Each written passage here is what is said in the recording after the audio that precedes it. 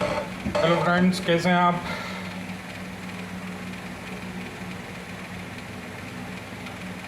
Last video में हम बात कर रहे थे फीचर सिलेक्शन अप्रोचेस की, और हमने तीन अप्रोचेस डिस्कस की। पहली थी आपकी कौन सी, लो वेरिएंस फ़िल्टर, दूसरी थी हाई कोरिलेशन फ़िल्टर, और तीसरी थी आपकी रैंडम फॉरेस्ट। इस वीडियो में हम दो चीज़ों की बात करेंगे मेनली। एक है बैकवर्ड फीचर एलिमिनेशन और दूसरा है फॉरवर्ड फीचर सिलेक्शन। अब फॉरवर्ड फीचर सिलेक्शन के लिए बेसिकली है क्या कि हमें ज़रूरत पड़ती है पी वैल्यू समझने की। तो हम इस वीडियो में हम थोड़ा सा ओवरव्यू स्टैटिस्टिकल एनालिसिस की पी वैल्यू के बारे में भी देंगे। तो आइए देखते हैं।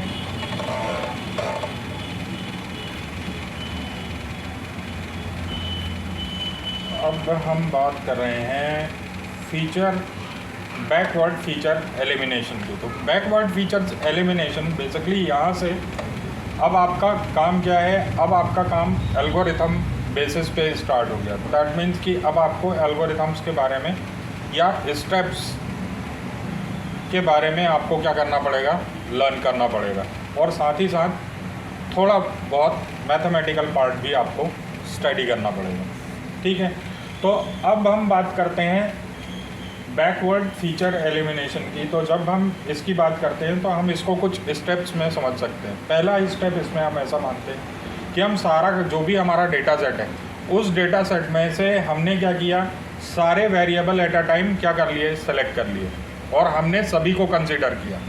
अब हम क्या करेंगे कि हम एक मॉडल लेंगे, कोई भी मशीन लर्निंग हम एक मॉडल ले लेते हैं, उस मॉडल को हम सभी पे ट्रेन करेंगे, और सभी पे ट्रेन करने के बाद हम उनमें से वन बाय वन हटा के ये देखेंगे कि परफॉर्मेंस में क्या इम्पैक्ट आ रहा है। अगर मिनिमम इम्पैक्ट आता है किसी एक वेरिएबल को हटाने से, तो हम क्या करेंगे, उस वेरिएबल को एलिमिनेट कर देंगे। इस तरीके से ये एलिमिनेशन प्रोसेस जो है वो, जैसे अभी मेरे पास मान लेते हैं हमारे पास 10 एट्रीब्यूट का सेट था, तो हम शुरुआत में क्या करेंगे, 10 के 10 एट्रीब्यूट सेट्स को कंसीडर कर लेंगे। फिर क्या करेंगे, फिर एल्गोरिथम क्या करेगा, पहले 10 के ऊपर मॉडल को ट्रेन करेगा, फिर उनमें से वन बाय वन को हटा के वापस मॉडल को ट्रेन करेगा, और मॉडल को ट्रेन करने के साथ साथ वो क्या करेगा, वो ये आइडेंटिफाई करेगा कि किस वेरिएबल को हटा देने से पूरे के पूरे मॉडल की परफॉर्मेंस में कम से कम इफेक्ट आया है। इसका ठीक अपोजिट काम कौन करता है, इसका ठीक अपोजिट काम करता है आपका forward feature selection approach. Forward feature selection approach में होता क्या है कि हम यहाँ क्या करते हैं, हम एट अ टाइम एक वेरिएबल को क्या करते हैं, कंसीडर करते हैं। अब हम उस वेरिएबल को कंसीडर करने के बाद हम क्या करेंगे, हम मॉडल को ट्रेन करेंगे, फिर हम क्या करेंगे, फिर हम एक और नए वेरिएबल को लेंगे, और फिर हम मॉडल को ट्रेन करेंगे, और हम ये स्टेप तब तक करते रहेंगे इटरेटिवली जब तक कि हमको सबसे बढ़िया वो सेट ना मिल जाए जिसकी परफॉर्मेंस मैक्सिमम हो। मतलब ऑप्टिमल सेट ऑफ फीचर्स को सेलेक्ट करने के लिए आप क्या करते हैं, एक मशीन लर्निंग मॉडल को ही यूज़ करते हैं, और उस मशीन लर्निंग मॉडल के परफॉर्मेंस के बेसिस पे जब आप क्या करते हैं, फीचर्स को सेलेक्ट करते हैं, तो वो क्या हो गया, फॉरवर्ड फीचर सिलेक्शन हो गया। और जब आप फीचर्स को एलिमिनेट करते हैं तो वो बैकवर्ड फीचर एलिमिनेशन हो गया। अब यहाँ पे फॉरवर्ड फीचर सिलेक्शन की भी सिमिलर अप्रोच ही है, बस क्या है, पूरी की पूरी अप्रोच रिवर्स में है। तो इसको, इन दोनों को अपन क्या करते हैं, आइए देखते हैं अपन अपने पाइथन में हम उस चीज़ को कैसे इम्प्लीमेंट कर लेंगे। तो हम क्या कर रहे हैं, हमने क्या किया, सबसे पहले हमने ये कनेक्ट वगैरह कर लिया है गूगल ड्राइव से। हमने आइरिस का डेटा सेट यहाँ पे यूज़ किया है। आइरिस में 4 क्या हैं, एट्रीब्यूट्स हैं और एक आपका टारगेट वेरिएबल है। अब इस टारगेट वेरिएबल में एक्चुअली है क्या कि 3 तरीके के क्या हैं, आपकी स्पीसीज़ हैं। उन स्पीसीज़ को क्या है हमने यहाँ पे कन्वर्ट कर दिया है किस में, 0, 1 एंड 2 के फॉर्म में। दैट मीन्स हमने उन लेबल्स की इनकोडिंग कर दी है। अब इसके लिए हम यहाँ पे क्या यूज़ कर रहे हैं, इसके लिए हम यहाँ पे क्या कर रहे हैं, sklearn की लाइब्रेरी हमने यहाँ पे यूज़ की है और हमने डेटा सेट को रीड किया। रीड करने के बाद उसके लेबल्स को इनकोड कर दिया और इनकोड करने के बाद हमने लेबल को इनकोड किया और डेटा को यहाँ पे रिफ्लेक्ट करवाया। आइए इसको करके देख लेते हैं। तो यहाँ हमने डेटा सेट अपना प्रिपेयर कर लिया, इसको हमने df नाम के एक डेटा फ्रेम के अंदर स्टोर कर लिया। अब बात कर लेते हैं किस चीज़ की, अब हम बात करते हैं कि हमको इम्प्लीमेंट करना है बैकवर्ड फीचर एलिमिनेशन। तो आप क्या काम करेंगे, आप सिंपल, हम यहाँ पे क्या कर रहे हैं, एक लीनियर रिग्रेशन की एल्गोरिथम ले रहे हैं फ्रॉम मशीन लर्निंग और हम यहाँ पे यूज़ कर रहे हैं क्या, फीचर सिलेक्शन की अप्रोच RFE। अब ये क्या है RFE? RFE recursive feature elimination approach है। अब इसमें क्या करेंगे, अब हम क्या कर रहे हैं इसमें कि हमने लीनियर रिग्रेशन का एक क्या किया, इंस्टेंस क्रिएट किया। ये हमने लीनियर रिग्रेशन का इंस्टेंस यहाँ पे क्रिएट कर लिया है। अब हम क्या करेंगे, RFE के अंदर हम क्या करेंगे, 2 पैरामीटर पास करेंगे। एक पैरामीटर तो वो जो हमको क्या करेगा, एक तो वो जो एल्गोरिथम को हमको यूज़ करना है वो, और दूसरा पैरामीटर होगा कि कितने नंबर ऑफ आपको फीचर्स को सेलेक्ट करना है। तो यहाँ पे हमारे पास 4 एट्रीब्यूट हैं, तो हमने उनमें से क्या दे दिया है, हमने 3 एट्रीब्यूट्स को हमको सेलेक्ट करना है। अब हम क्या करेंगे, RFE का जो हमने इंस्टेंस क्रिएट किया उसको अब हम क्या करेंगे, डेटा सेट पे हम फिट कर देंगे। फिट करने के बाद RFE आपको रैंकिंग रिटर्न करेगा जब आप ये पर्टिकुलर लाइन ऑफ कोड लिखेंगे RFE डॉट रैंकिंग। तो ये क्या करेगा, आपको इंडिविजुअल कॉलम की रैंकिंग रिजल्ट करेगा। तो यहाँ पे हम देखते हैं कि क्या आती है आपकी रैंकिंग, 1, 2, 3 और ये क्या है 1 और 1। मीन्स इनमें से जिनकी भी स्कोर 1 है that is the higher probability, और उनको वो पहले क्या करेगा, यूज़ करेगा, then after second, then after third. तो वो इस हिसाब से एलिमिनेशन प्रोसेस को परफॉर्म करेगा। सिमिलरली यहाँ पे क्या है, दूसरी एक चीज़ है फॉरवर्ड फीचर सिलेक्शन। अब फॉरवर्ड फीचर सिलेक्शन के लिए बहुत रॉकेट साइंस नहीं है, इसमें भी हमको एल्गोरिथम ही यूज़ करना है। यहाँ पे एल्गोरिथम डायरेक्टली अवेलेबल है आपको, F रिग्रेशन। कौन सा एल्गोरिथम अवेलेबल है, F रिग्रेशन। अब F रिग्रेशन में आप क्या करते हैं, 2 पैरामीटर पास करते हैं, एक तो वो डेटा सेट और दूसरा आपको क्या पास करना है, उसकी स्पीसीज़, सॉरी उसका जो भी टारगेट वेरिएबल है वो टारगेट वेरिएबल। अब आप क्या करेंगे, आप जब F रिग्रेशन के थ्रू जब डेटा को फिट करते हैं तो वो 2 वैल्यूज़ को रिटर्न करता है। एक वैल्यू है आपकी F वैल्यू और दूसरी वैल्यू है आपकी P वैल्यू। अब P वैल्यू का जो यूज़ है, वो P वैल्यू का यूज़ क्या होता है, किसी भी एक पर्टिकुलर एट्रीब्यूट को रखना है या नहीं रखना है, ठीक है। दैट मीन्स P वैल्यू क्या है, एक हाइपोथेसिस टेस्टिंग की एक मेथड है और इस मेथड के थ्रू हम ये डिसाइड करते हैं कि किसी पर्टिकुलर प्रॉपर्टी को हमको रखना है या नहीं रखना है, या हमको उसको रिजेक्ट कर देना है।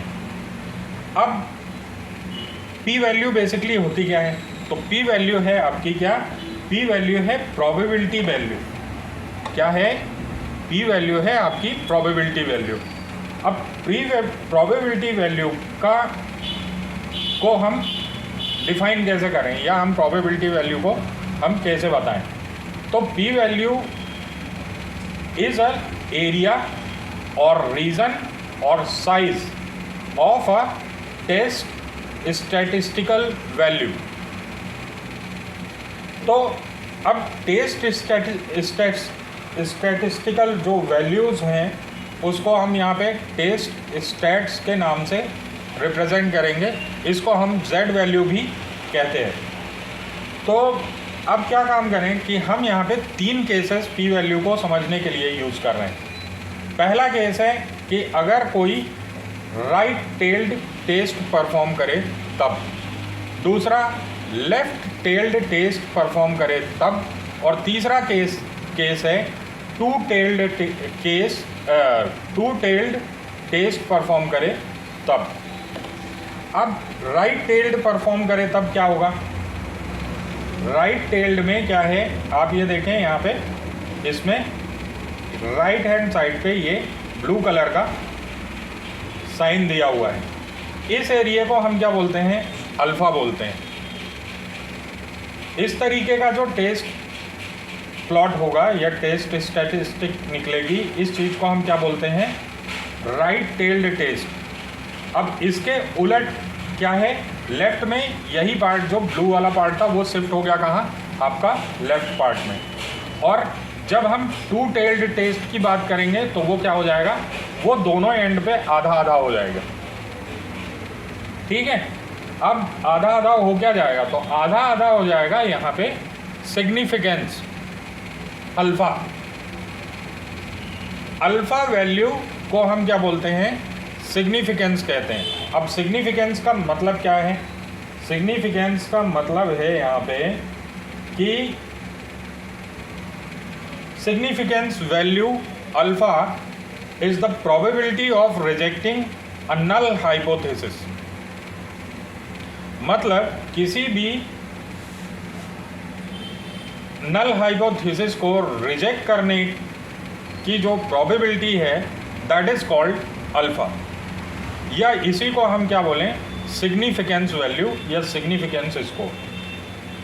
अब ये नल हाइपोथेसिस क्या है? तो नल हाइपोथेसिस का मतलब यहाँ पे ये है कि वो वेरिएबल्स जो एक दूसरे के ऊपर अपना प्रभाव नहीं रखते, और इसके अलावा एक हाइपोथेसिस होती है that is called alternate hypothesis. इसमें क्या होती है? दो वेरिएबल एक दूसरे के ऊपर क्या करते हैं? इम्प्रेशन रखते हैं या इफेक्ट रखते हैं। फॉर एग्जाम्पल, जब हम हाइपोथेसिस या अवधारणा बनाएंगे तो क्या होगा? हम एक ही चीज़ को दो तरीके से कह सकते हैं। या तो हम ये कहें कि भाई there is no relationship between marriage and salary, और दूसरे केस में हम क्या कहें? ये क्या है? There is no relationship between marriage and salary. ये किस तरीके की हाइपोथेसिस है? That is null hypothesis. Basically कोई मैरिज और सैलरी के बीच में कोई मेजर रिलेशनशिप नहीं है ना। अब ये हमको पता है, बट इसको क्या करना है? हमको प्रूफ करना है ना। तो वो जब प्रूफ करना है तो हमको क्या निकालना पड़ेगा? ये सिग्निफिकेंस वैल्यू निकालनी पड़ेगी। दैट मीन्स अल्फ़ा वैल्यू हमको कैलकुलेट करनी पड़ेगी। अब क्या है? There is relationship between marriage and salary. तो ये क्या है? आपकी अल्टरनेट हाइपोथेसिस है, और इस हाइपोथेसिस के बेसिस पे हम ये प्रूव करना चाहेंगे कि भाई साहब सैलरी और मैरिज के बीच में एक रिलेशनशिप है, मगर वो कितना है ये आइडेंटिफाई किया जाएगा बाय यूजिंग सिग्निफिकेंस वैल्यू। इतना मेरे ख्याल से क्लियर है। अब ये सिग्निफिकेंस वैल्यू को ही कंपेयर किया जाएगा किस चीज़ से? को ही कंपेयर किया जाएगा टेस्ट स्टैटिस्टिक्स से। ठीक है, तो जब हम टेस्ट स्टैटिस्टिक्स से हम इसको क्या करते हैं? कंपेयर करते हैं। तो कैसे कंपेयर करते हैं? तो हम सबसे पहले टेस्ट स्टैटिस्टिक निकालते हैं Z वैल्यू, इसी को हम Z वैल्यू बोलते हैं। Z value z equal to X bar minus mu divided by क्या है आपका sigma divided by root of n। अब यहाँ पे जो आपका x बार है वो x बार क्या रिप्रेजेंट करता है, x बार सैंपल का मीन वैल्यू रिप्रेजेंट कर रहा है। म्यू क्या रिप्रेजेंट करेगा, म्यू रिप्रेजेंट करेगा हाइपोथेसिस को रिप्रेजेंट करेगा। सिग्मा आपका वेरिएंस है और रूट ऑफ n में n आपका क्या है, सैंपल साइज। इस तरीके से आप क्या निकालते हैं, टेस्ट स्टैटिस्टिक निकाल रहे हैं आप, जिसको आप रिप्रेजेंट कर रहे हैं z से। अब मान लेते हैं ये वैल्यू क्या आती है आपकी, z वैल्यू क्या आती है, कोई एक वैल्यू आ जाती है, मान लेते हैं a। अब अगर वैल्यू मेरी a आती है तो a वैल्यू को जब मैं राइट टेल्ड टेस्ट से के लिए यूज़ करूँगा तो मैं क्या करूँगा, तो मैं एरिया को कंपेयर करूँगा। एरिया जो निकालूंगा वो क्या, कहाँ से निकालूंगा, वो मैं यहाँ कहीं वो एरिया लाई करेगा,